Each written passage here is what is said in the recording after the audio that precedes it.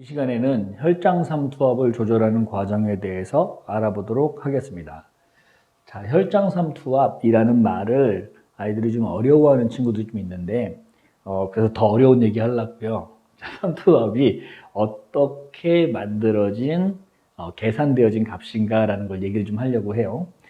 화학 2에서 나오고 있는 걸로 알고 있고, 생명과학 2에서도 잠깐 집어넣을 수 있을 텐데, 삼투압이라고 하는 건 삼투압은 이제 용액에서 나타나는 거거든요. 그러니까 용액에서 나타나니까 우리가 이제 이상기체 상태 방정식을 사용을 합니다. 갑자기 어려워졌죠? 이상기체 상태 방정식 PV는 nRT 혹시 들어봤나요?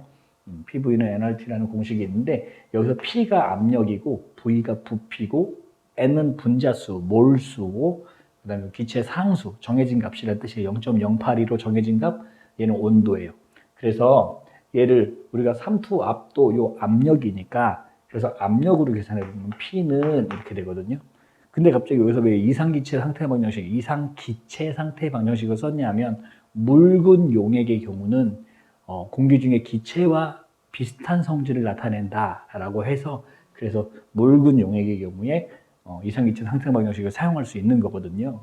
그래서 P, 압력만 남기고 양변을 V로, 부피로 나눠주면 V분의 nRT가 이렇게 될 텐데 여기서 이제 보시는 거예요. P가 뭐라고요? 이게 삼투압이요. 이게 삼투압이고 부피분의 분자수, 이게 뭘까요? 부피분의, 일정 부피 안에 몇 개의 분자가 들어있냐. 이게 농도잖아요. 이게 농도입니다, 농도. 특히 부피분의 분자수로 나오는 농도를 우리가 몰 농도라고 부르고요. 요건 이제 기체 상수예요. 상수 0.082로 부르는 상수고요. 요건 이제 온도거든요. 그러니까 상수는 큰 의미가 없고 우리가 이 삼투압이라고 하는 게 무엇에 영향을 받을 거냐 하면 첫 번째, 몰 농도가 높아지면 삼투압이 높아지겠죠. 그래서 비례할 거예요. 온도가 높아져도 또 삼투압이 높아지긴 할 건데 그런데 여러분 우리가 배우는 과목이 생명과학이잖아요. 생물체요. 특히 지금 혈장 삼투압을 다른 동물들 거 쓴다기보다는 사람 거 쓰겠죠. 그럼 사람은 정온 동물이에요? 변온 동물이에요? 정온 동물. 체온이 거의 일정한. 따라서 온도는 크게 영향을 주지 않고 일정할 거라고요. 그럼 결과적으로 온도도 상관없게 된다는 얘기인데 그렇다면 삼투압은 뭐하고 비례한다? 몰 농도, 용액의 농도. 자, 혈장 삼투압이니까 혈액의 농도와 혈장 삼투압이 비례하게 된다 이런 뜻이라고요. 그러니까 선생님이 여기다 써놨어요. 삼투압.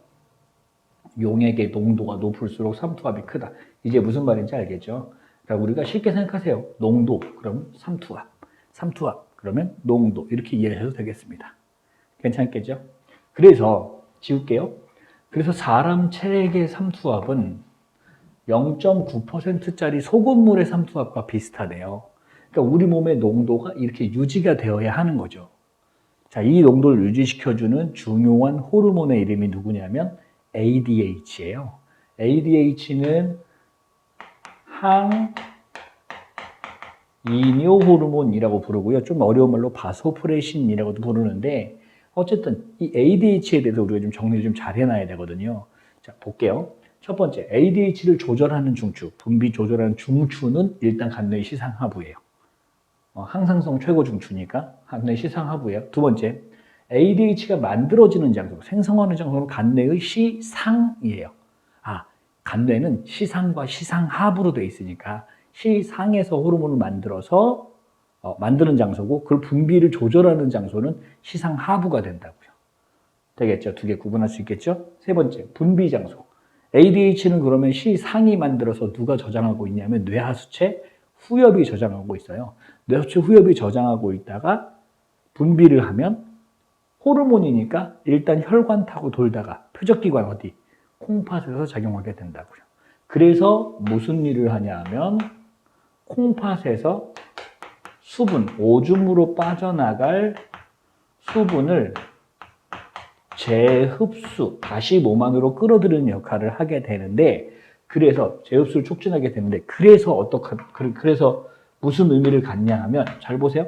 그래서 ADH가 나온다는 건 무슨 얘기냐면 수분을 재흡수를 하려고 하는 거니까 결과적으로 내 몸을 싱겁게 만들어주려고 하는 거고요.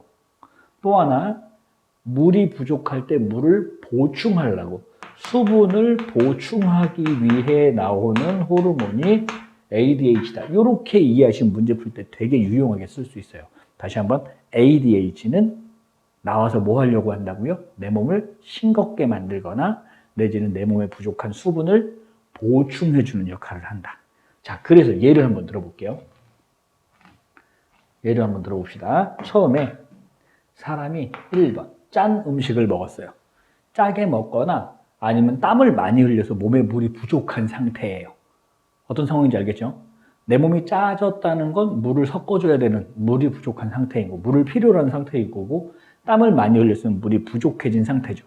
그러면 내 몸의 농도가 진해져요.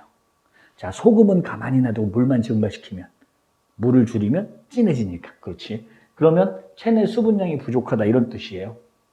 그러면 사람이 물을 마시려고 할 거 갈증을 느끼니까. 그 다음 이 갈증, 즉 물이 부족하다는 자극이 어디로? 시상하부로 가게 되면 시상하부가 중추니까 누구한테 명령을 내리고요? 뇌하수체 후엽한테 너 뭐 좀 분비해라. ADH 좀 분비해라 라고 명령을 내릴 거라고요. 그럼 ADH가 어디로 가서? 콩팥에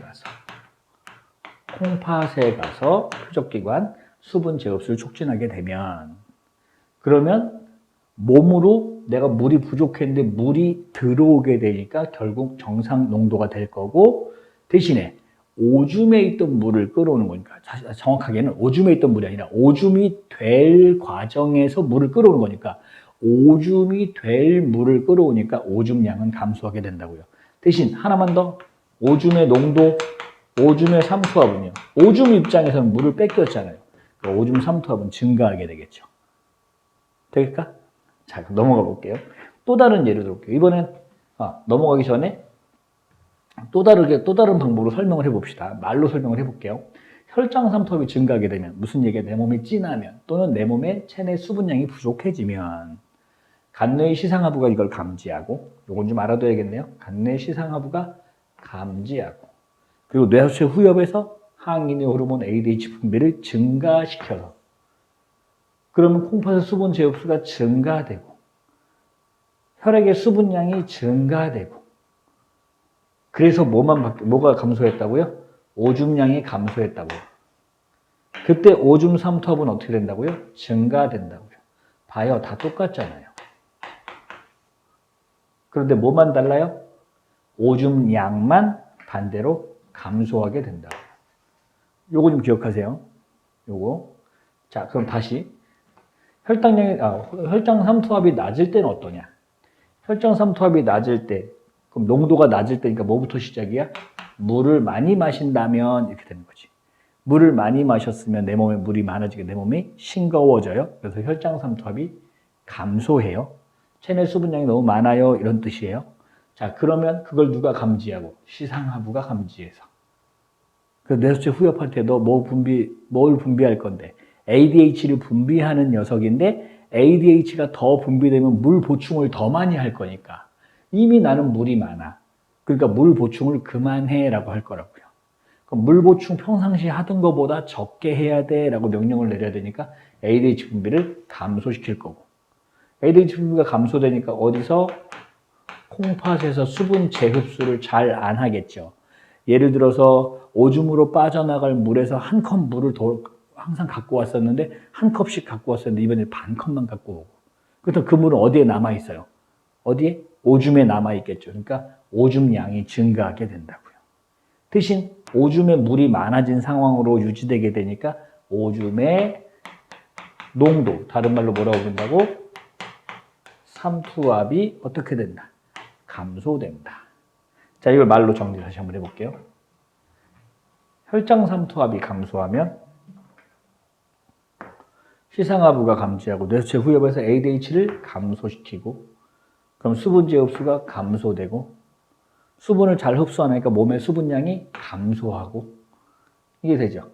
그래서 몸의 수분량이 감소하니까 오줌에는 물이 많은 상태로 있을 테니 오줌량은 증가될 거고, 그럼 오줌 삼투압이 또 감소한다고요. 그래서 다 감소하는데 뭐만? 오줌량만 증가하는 방향으로 된다. 할 수 있을까? 그러니까 그래프로 나중에 나오고 다음 시간에 그래프를 배울 텐데 그래프로 나오면 오줌 생성량만 다른 그래프랑 반대로 그려주시는 거예요. 그럼 뭐 다음 시간 또 한번 해보도록 하고 일단 정리 잘 해두세요. 한번 이거 순서대로 항상 순서대로 원인 결과, 원인 결과, 원인 결과, 원인 결과 이렇게 공부하셨으면 좋겠어요. 알겠죠? 이 방식 다시 한번 연습해 보기 바랍니다.